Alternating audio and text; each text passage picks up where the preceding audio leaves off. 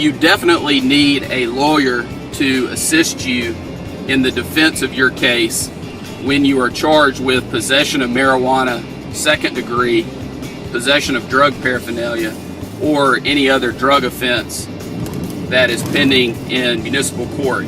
Under Alabama law, the maximum amount that you can be fined in a municipal court on a Class A misdemeanor, such as unlawful possession of marijuana second, is $500. You can also be sentenced up to 6 months in jail.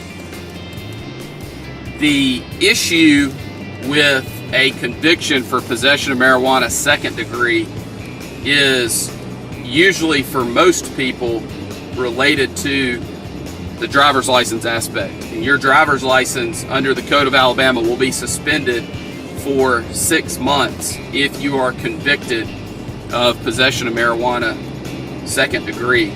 The collateral consequences of a conviction for possession of marijuana second degree in a municipal court, those are very severe as well.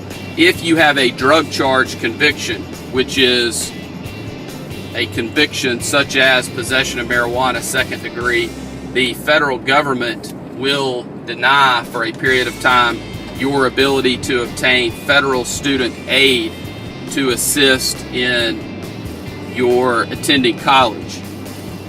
Also, you could be passed over for promotions at your job if you have a conviction, or you could be denied employment or terminated with a conviction for possession of marijuana second degree.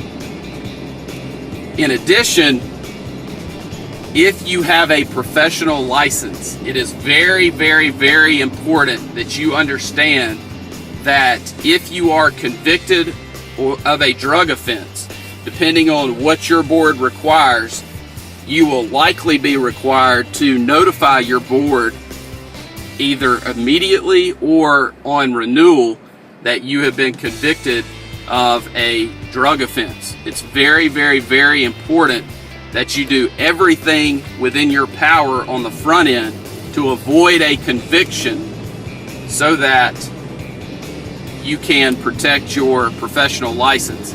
Even if you are charged, there may be a requirement that you report that to your board, but if the charge is dismissed, you will not suffer any of the other collateral consequences, and you may not be subject to discipline by the board that issued your license. There is no question that you need counsel when dealing with any drug charge, but especially possession of marijuana second. The other drug charge I want to talk to you about is possession of drug paraphernalia. On any traffic stop or any encounter with the police, if they find something that could be construed to be used to make or cultivate or use any type of drug, they can charge you with possession of drug paraphernalia. If you look at Alabama Code Section 13A-12-260, it lays out about 15 ways that an item can be used in a way that would constitute drug paraphernalia. In addition, it goes through a list of items that I will not go over with you here.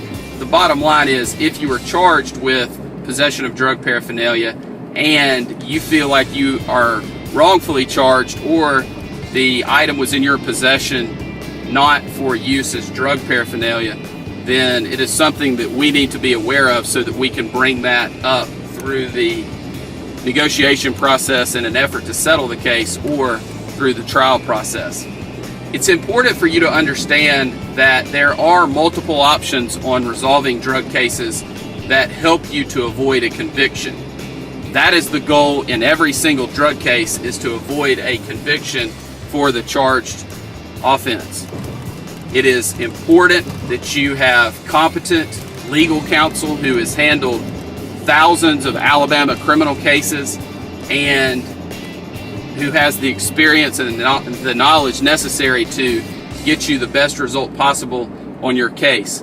We are members of the Alabama Criminal Defense Lawyers Association, the National Association of Criminal Defense Lawyers. I am also a member of the Texas Criminal Defense Lawyers Association. And those things are important because we are able to stay in touch with other lawyers around the country and also read and review publications about drug offenses and the defenses available.